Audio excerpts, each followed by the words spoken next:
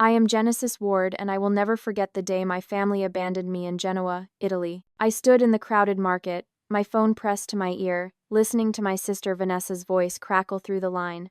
"We are already on the bus," she said, her tone smug.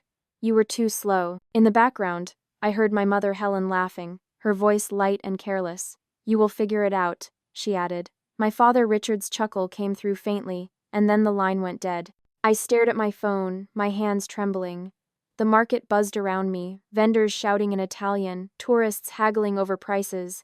But I felt frozen, my mind struggling to catch up with what had just happened. I reached for my wallet, my fingers fumbling through the pockets of my bag. Nothing.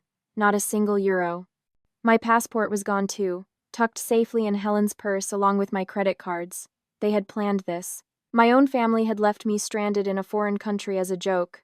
24 years old, and I was alone in Genoa with nothing but the clothes on my back and a sketchbook in my bag. I called Vanessa again, my voice shaking when she picked up. "Why would you do this?" I asked, my throat tight. Her laugh was sharp, cutting. "Maybe now you will stop dragging us down, Genesis. You are always so dramatic." The call ended, their laughter still ringing in my ears. I stood there, gripping my useless phone, the weight of their betrayal settling over me like a heavy coat. Growing up in Queens, New York, I had always been the odd one out. Vanessa, 6 years older, was the golden child. By 30, she was already a rising star at a prestigious bank, her life polished and perfect. My parents could not stop praising her. "Why cannot you be more like Vanessa?" Helen would snap, her voice sharp whenever I stayed up late sketching. Richard rarely said anything, but his silence was loud enough. To them, my love for painting was a waste of time, not a career. At 24, I was still studying art, still searching for my place. I worked part-time at a coffee shop to afford supplies, pouring my soul into every canvas. But to my family, I was a disappointment. Vanessa made it worse. At family dinners, she would smirk at my drawings, saying, "That is cute, Genesis, but it is not a real job." Helen would nod, agreeing. "Your sister has her life together. When will you grow up?" My ex-boyfriend Nathan had been no better. He was a business major, all ambition and polished confidence. When I told him I wanted to focus on painting instead of pursuing a corporate career, his face changed. "You are throwing your life away," he said, his voice cold. "I need someone with real goals." He walked out, leaving me to question every choice I had made. My family's reaction was worse. Helen shrugged when I told her about the breakup. If you had listened to him, maybe he would have stayed. The trip to Genoa was supposed to be different. I thought maybe, just maybe, a new place would bring us closer. I packed my sketchbook, excited to capture the city's winding streets and historic port. But from the moment we arrived, Vanessa made it clear she was not interested in bonding. "Why do you always slow us down?" she snapped on our first morning, glaring as I stopped to sketch a crumbling archway. Helen was no better. "Hurry up, Genesis," she barked, brushing past me like I was invisible. On the third day, we were at the market.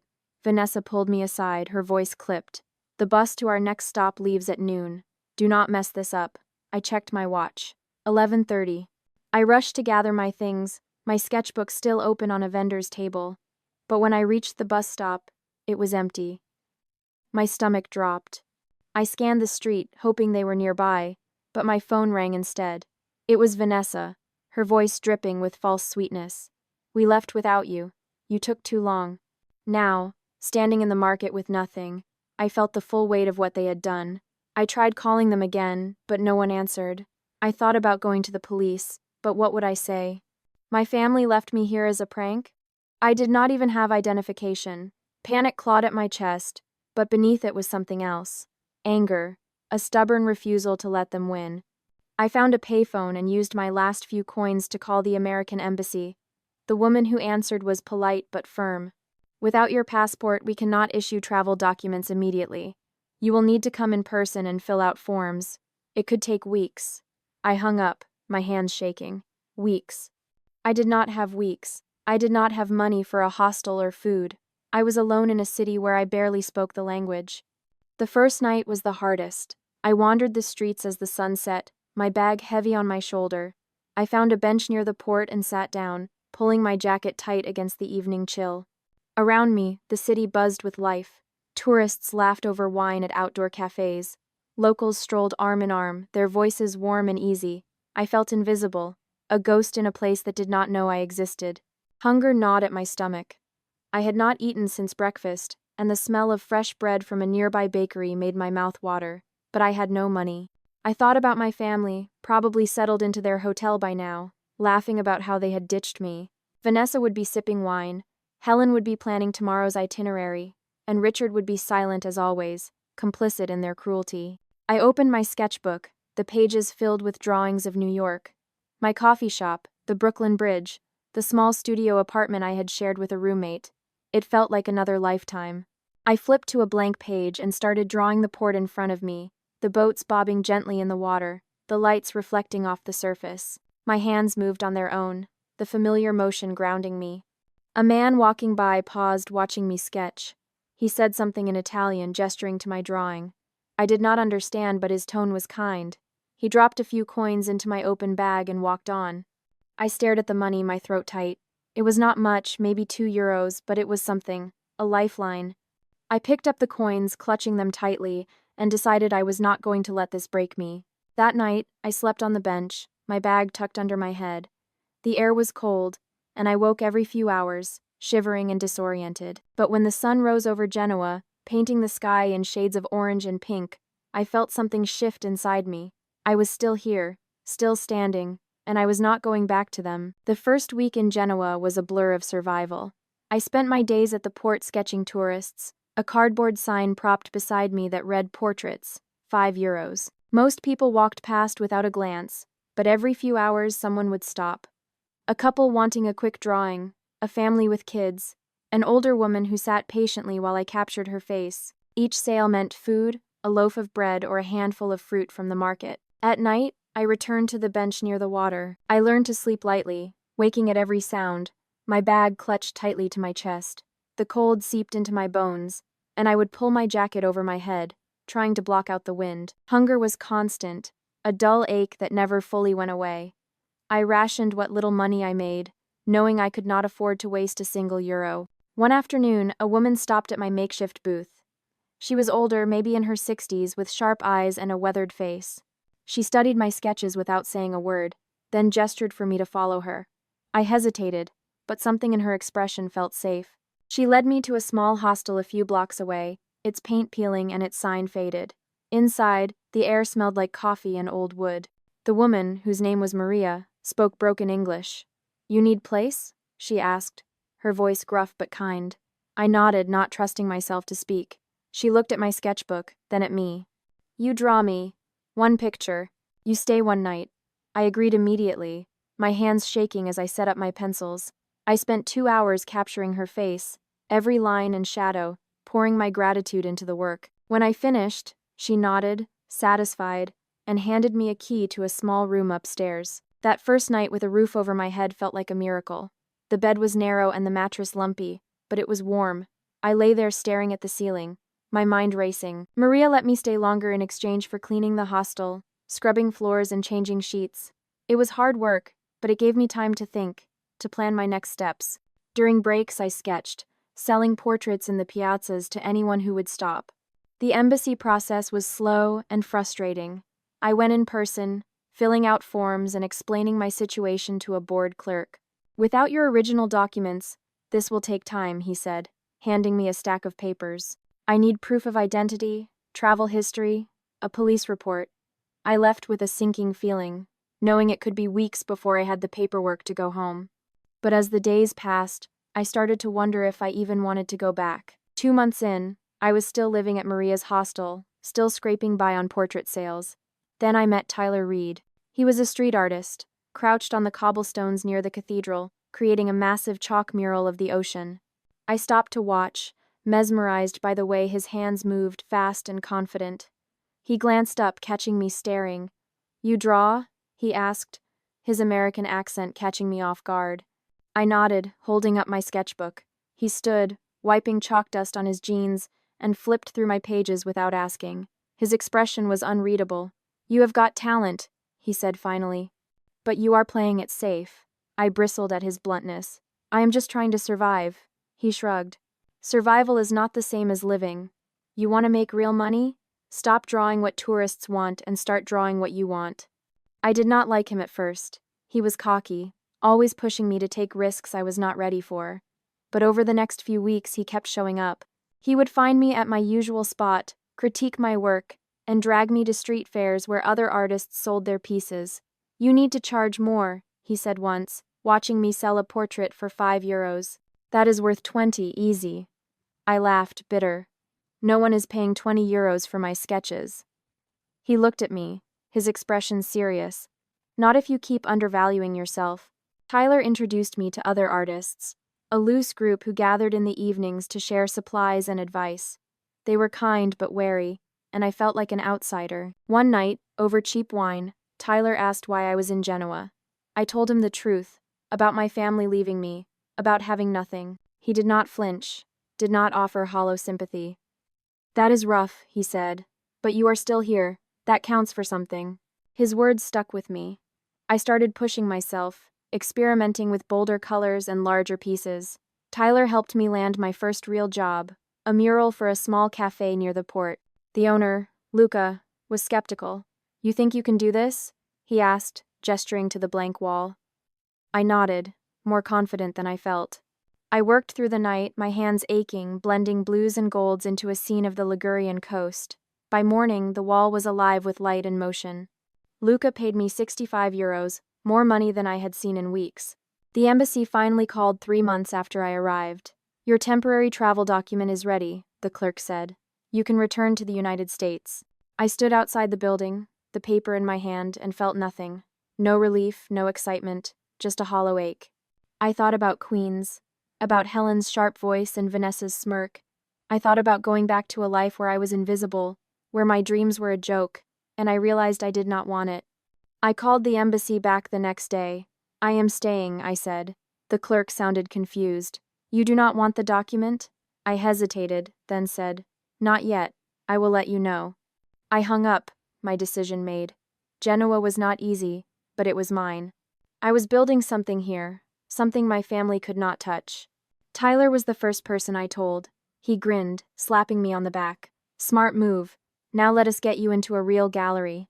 I laughed, thinking he was joking, but he was not. Over the next few months, he pushed me to create a portfolio, to stop hiding behind quick sketches and start making art that mattered. It was terrifying, but it was also the most alive I had ever felt. A year into my life in Genoa, Tyler dragged me to a local art festival. "You need to stop hiding," he said, his tone leaving no room for argument. I set up a small booth displaying my work, charcoal drawings of the city's winding alleys and weathered fishermen. My hands shook as people walked by, some pausing, others moving on without a glance. Then a woman stopped, her sharp eyes studying my pieces for a long moment. "These are striking," she said, her English clear and precise. "I am Elena Russo. I curate for Galleria Arte Moderna." She handed me a card, her expression serious. "We should talk." I stared at the card, my heart pounding. A gallery, a real gallery wanted to talk to me. Tyler caught my eye from across the festival, giving me a thumbs up. This could be it, I thought. My chance to prove I was more than just a girl my family had thrown away. The meeting with Elena was intimidating. Her gallery was sleek, all white walls and polished floors, the kind of place I had only dreamed of showing my work. She sat across from me, her fingers steepled, and asked to see my portfolio. I had spent weeks preparing, selecting my best pieces, the ones that felt most honest. She flipped through slowly, her face unreadable. "Your technique is solid," she said finally, "but I need to see more. Can you create a series? Something cohesive that tells a story?" I nodded, though panic fluttered in my chest. A series meant months of work, materials I could barely afford, and no guarantee she would like what I produced. But it was a chance, and I was not going to waste it. Over the next 6 months, I worked obsessively. I rented a corner of a shared studio, splitting the cost with 2 other artists. Tyler checked in often, offering feedback and pushing me to dig deeper. "You are still holding back," he would say, pointing at a canvas. "Show me what it felt like to be abandoned. Make me feel it." I poured everything into the series, 8 large pieces, each one exploring isolation, resilience, and rebirth. The first was dark, all harsh lines and muted colors, capturing the night I slept on that bench. The last was vibrant, alive with movement and light, representing the life I was building. When I finally showed Elena the completed work, she studied each piece in silence. Then she smiled, the first real smile I had seen from her. "This is ready. We will feature it in our next group exhibition." The exhibition opened on a rainy evening in October, 3 years after I had arrived in Genoa. My pieces hung alongside works by established Italian artists, their frames gleaming under the gallery lights. I stood in the corner, overwhelmed by the crowd, their voices blending into a hum of Italian and English. Tyler was there, of course, mingling with collectors and pointing people toward my work. "You did this," he said, squeezing my shoulder. "Own it." By the end of the night, 2 of my pieces had sold. The buyers were a couple from Milan, art collectors who loved the raw emotion in my work. Elena approached me, her expression pleased. "This is just the beginning," she said. "If you keep creating at this level, I can offer you a solo show next year." I left the gallery that night feeling lighter than I had in years, the rain soaking through my jacket but unable to dampen my joy. Tyler and I celebrated at a small trattoria, splitting a bottle of wine. He raised his glass, his grin wide.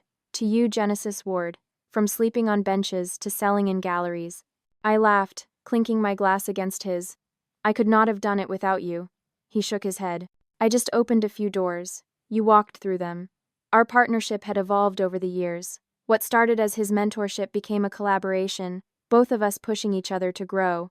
"We are a team now," he said that night, and I believed him. The next 2 years were a blur of work and growth. Elena kept her promise, offering me a solo exhibition that showcased 15 new pieces. The show was a success, drawing critics from across Italy. A reviewer called my work hauntingly beautiful, a meditation on survival and transformation.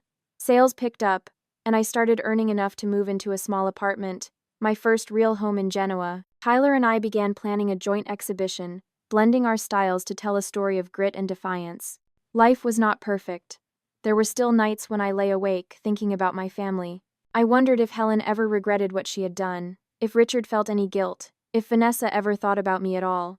I had not spoken to them since that phone call in the market. They tried reaching out a few times in the first year, Helen sending emails that I deleted without reading, Vanessa leaving voicemails I never listened to. Eventually, they stopped. I threw myself into my art, letting it speak the words I could not say. Elena became more than a curator. She was a mentor, guiding me through the complexities of the art world, teaching me how to price my work, how to negotiate with buyers, how to protect my vision. "You have something special," she told me once. "Do not let anyone dilute it." Her belief in me was a constant anchor, especially when doubt crept in. Tyler and I spent countless hours in the studio, our styles complementing each other. He worked in bold, explosive colors, while I gravitated towards stark contrasts and fine detail. Together, we created pieces that felt alive, dynamic. Our joint exhibition was scheduled for the following spring, and galleries in Paris and Berlin were already expressing interest. "We are going international," Tyler said, his excitement infectious. I smiled, feeling the pull of a future I had once thought impossible. But beneath the success I carried a quiet ache. I had built a life in Genoa, surrounded by people who valued my work, but I still felt the weight of what my family had done. Their abandonment had shaped me, driven me to prove I was worth something. And now, standing on the edge of real success, I could not help but wonder if they knew, if they had any idea what I had become. Elena called me one afternoon with news that shifted everything. "A gallery in New York wants to feature your work," she said. "A solo exhibition in Manhattan. It is a major opportunity." My heart stopped. New York, the city I had left behind, the place where my family still lived. I had not been back in 6 years, and the thought of returning filled me with equal parts excitement and dread. But this was my chance to show them, to prove that I had not just survived, I had thrived. 6 years after that day in Genoa, I stood in a sleek Manhattan gallery, surrounded by my paintings. The space was filled with collectors, critics, and curious locals, their voices blending into a low hum.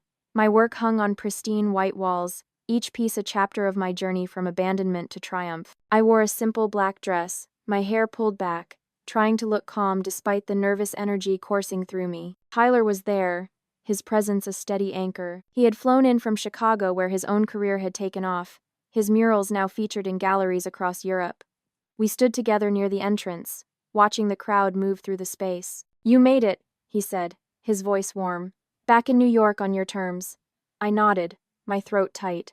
It felt surreal to be here, in the city I had fled from, celebrated instead of dismissed. The exhibition was a success.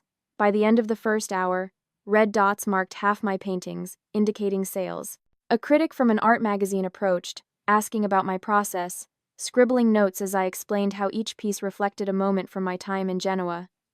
"Your work has a rawness that is compelling," he said. "It speaks to resilience." I thanked him, my chest swelling with pride. Then I saw them, Vanessa, Helen, and Richard, weaving through the crowd.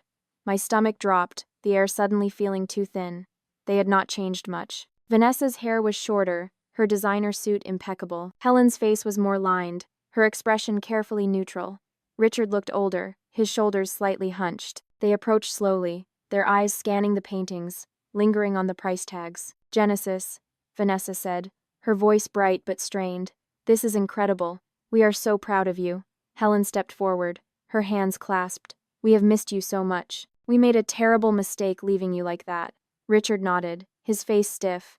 "We want you back in our lives. Let us move past this." Their words felt rehearsed, their smiles too tight. I stood frozen, my mind racing. Tyler moved closer, his presence protective. "You okay?" he whispered. I nodded, though my hands were trembling. I looked at my family, really looked at them, and saw what they could not hide. Vanessa's eyes kept flicking to the sold paintings, calculating. Helen's gaze darted around the gallery, taking in the well-dressed collectors. Richard's jaw was tight, his discomfort obvious. They were not here to apologize. They were here because I had become something they could use.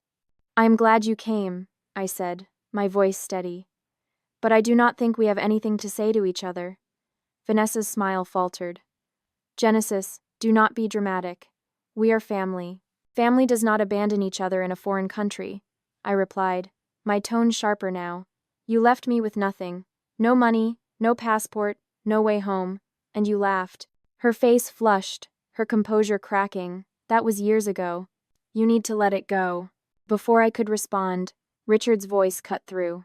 "Is that Tyler Reed?" He pointed at Tyler, his face reddening. "You are working with him?" Tyler stepped forward, his expression calm. "Is that a problem?" Richard's voice rose, loud enough to draw attention. "You left your family for some street artist? After everything we gave you?" The nearby guests turned, their conversations pausing. I felt heat rise in my face, embarrassment mixing with anger. Tyler's hand rested lightly on my arm. "You do not owe them an explanation," he said quietly. "But I wanted to speak. I wanted them to hear me." "I did not leave you," I said, my voice cutting through the murmurs. "You left me, and I built this life without you. Every painting here, every success, it is mine, not yours." Vanessa opened her mouth to argue, but Helen grabbed her arm. "Let us go," she hissed. This was a mistake. But Vanessa was not done. She turned to a nearby collector, her voice loud. "You should know she is lying about us. We supported her for years. She is just ungrateful." The collector looked uncomfortable, stepping away. Tyler moved between us, his voice firm. "Ma'am, I think it is time for you to leave." Security, alerted by the commotion, approached. Richard's face was red, his hands clenched. "You will regret this, Genesis. Mark my words." I watched them leave, their exit drawing stairs. Vanessa's heels clicked sharply on the marble floor, Helen's face tight with humiliation, Richard's shoulders rigid. The gallery went quiet for a moment, then the conversations resumed. Softer now. Tyler squeezed my shoulder. "You handled that well." I nodded, though my heart was pounding. I felt exposed, vulnerable, but also strangely free. They had tried to reclaim me, to pull me back into their orbit, and I had refused. The rest of the evening blurred. Collectors approached, asking about the paintings, but my mind was elsewhere. I kept replaying Vanessa's words, the way she had tried to poison the room against me. A curator from a Berlin gallery pulled me aside. "I heard what happened," she said, her expression sympathetic. "Family can be complicated, but your work speaks for itself. Do not let them diminish this." Her words helped, grounding me in the moment. By the end of the night, nearly all my paintings had sold. The gallery owner, a sharp-eyed woman named Laura, approached with a wide smile. "This was one of our most successful openings," she said. "We would love to work with you again." I thanked her, my voice steady despite the exhaustion creeping in. Tyler and I left together, stepping out into the cool New York night. The city's lights glittered around us, familiar yet foreign. We walked in silence for a while, the noise of the streets a comforting backdrop. "You think they will come back?" Tyler asked. I shook my head. "I do not think so. I think they finally saw I do not need them." He nodded, his expression thoughtful. "Good, because you never did." His words settled over me, a quiet truth I had known but needed to hear. I had survived without them, built a career, a life, that was entirely my own. That night, back in my hotel room, I lay awake staring at the ceiling. The confrontation replayed in my mind, Vanessa's accusations, Richard's anger, Helen's desperate plea. But beneath the noise was a clarity I had not felt before. They had tried to reclaim me, to pull me back into their narrative, and I had refused. I had chosen myself, my art, my future. And that choice, more than any painting I could create, was my greatest work. 3 months after the Manhattan exhibition, I sat in my studio in Brooklyn, sunlight streaming through the tall windows. The space was mine, a converted warehouse loft with exposed brick and enough room for multiple canvases. I had moved back to New York permanently, not to reclaim my past, but to build my future. The city felt different now, less like a place that had rejected me, and more like a blank canvas waiting for my mark. Tyler had returned to Chicago, but we stayed in constant contact. Our joint exhibition was scheduled for the following spring, traveling from New York to Paris to Berlin. He called every few days, sharing updates about his latest murals, asking about my progress. "You sound different," he said during one call. "Lighter." I smiled, looking around my studio. "I feel different. Like I finally landed where I am supposed to be." The fallout from the gallery confrontation had been swift. Word spread through New York's art circles about Vanessa's outburst, her attempt to discredit me in front of collectors. Several people who had witnessed it reached out, offering support. One collector, a wealthy patron named Margaret, even increased her offer on one of my paintings. "I believe in supporting artists who stand up for themselves," she said. "Your family's behavior only made me respect you more." Vanessa's reputation took a hit. I heard through mutual acquaintances that her carefully constructed social network had started to fracture. People who had once sought her company now kept their distance, unwilling to be associated with someone who had publicly humiliated herself. Her attempts to spin the story, to paint me as the ungrateful daughter, backfired. Too many people had seen her desperation, heard her sharp accusations. The truth had a way of cutting through lies. Helen tried reaching out twice, both times through email. "Genesis, we need to talk." What happened at the gallery was a misunderstanding. I read the messages but did not respond. There was nothing left to say. She had made her choices 6 years ago in Genoa, and again at the gallery. I had made mine too. Richard sent a single text. "You have embarrassed this family." I deleted it without a second thought. Their embarrassment was not my burden to carry. The lesson I learned was not one I expected. I had spent years believing that proving myself to my family would heal something broken inside me. That if I became successful enough, talented enough, they would finally see my worth. But standing in that gallery, watching them try to reclaim a connection they had severed, I realized the truth. Their approval had never been the goal. My freedom was. Self-reliance was not just about surviving in Genoa with nothing. It was about choosing to stay when I could have gone back. It was about building a life that reflected my values, not theirs.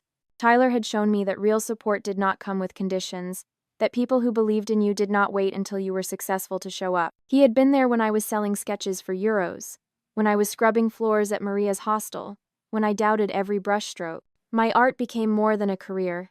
It became my voice, telling stories I could not speak aloud. Each painting was a conversation with the girl who had stood in that Genoa market, abandoned and terrified. I painted her resilience, her anger, her slow transformation into someone who did not need saving. Critics started calling my work unflinching, raw, a meditation on survival. But to me it was simpler. It was truth.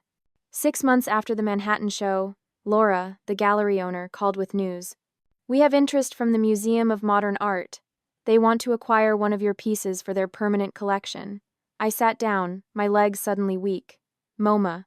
One of the most prestigious museums in the world wanted my work. "This is happening," Laura said, her voice excited. "You are not just a rising artist anymore, Genesis. You have arrived." The museum chose a painting from my Genoa series, the one depicting my first night on the bench near the port. It was dark, almost brutal in its honesty, capturing isolation and fear. But there was something else in it too, a sliver of light on the horizon, a promise of dawn. Seeing it hang in MoMA's halls, surrounded by works from artists I had studied and admired, felt surreal. My name on the placard, my story preserved. Tyler flew in for the unveiling, his grin wide as we stood in front of the painting. "Remember when you were charging €5 for portraits?" he said, shaking his head. "Look at you now." I laughed, feeling the weight of the journey. "Remember when you told me I was playing it safe?" He nodded. "Best advice I ever gave you." We stood there for a while, just looking at the painting, both of us understanding what it represented, not just my success, but the choice to keep going when everything said to quit. I thought about my family sometimes, wondered if they had heard about MoMA, if Vanessa had seen the articles, if Helen felt any regret. But those thoughts came less often now, their grip on me loosening with each passing month. I had spent too long letting their voices dictate my worth. Now, the only voice that mattered was my own, expressed through color and canvas, telling stories of survival and defiance. My studio became a sanctuary.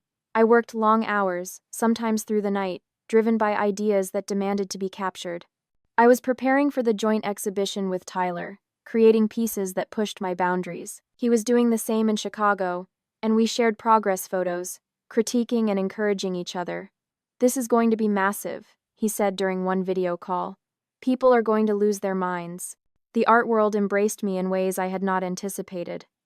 Invitations came for panels, interviews, speaking engagements. Young artists reached out, asking for advice, sharing their own stories of family rejection and creative perseverance. I tried to be for them what Tyler had been for me, honest, direct, and unwavering in my belief that their work mattered.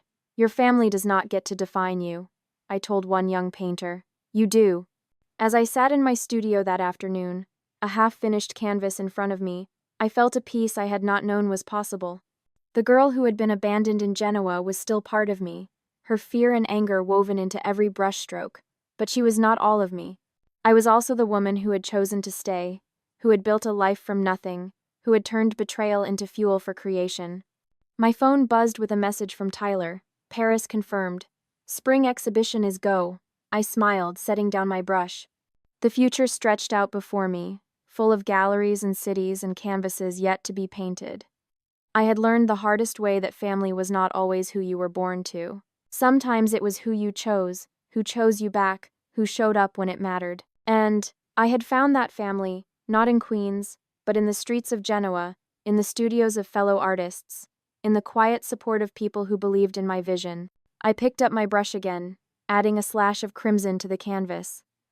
Outside, the city hummed with life. Inside, I was home. That's Genesis's story. A 4-year-old artist whose family abandoned her in a foreign country as a joke, who survived on the streets of Genoa with nothing but a sketchbook and stubborn determination, who built a career so powerful that her work now hangs in the Museum of Modern Art, who faced her family 6 years later and chose herself over their fake apologies. Now I want to hear from you. Where are you watching this from? What city? What country? Drop it in the comments below. I love seeing how far these stories travel and connecting with people from all over the world. Real question. If you were Genesis, would you have stayed in Genoa or gone back home to your family? Tell me what you would have done. I am genuinely curious whether survival in a foreign country beats the comfort of going home. Hit that like button if this story inspired you. Share it if you have ever been the black sheep in your family, the one whose dreams were dismissed as impractical. And subscribe for more true stories about people who turned betrayal into triumph, who chose themselves when family failed them. One last thing. Have you ever had to walk away from toxic family to build your own life? Did you have a mentor or friend who believed in you when your family did not? Share your story in the comments. This community is built on real experiences and real support. And here's the most important question. Do you think Genesis should have given her family a second chance at that gallery? Or was she right to cut them off completely? Drop a comment with your honest opinion. Because sometimes the hardest part of success is deciding who gets to share it with you. Thanks for watching. Remember, your family's approval is not the price of your dreams. Sometimes the greatest act of love is choosing yourself. See you in the next one.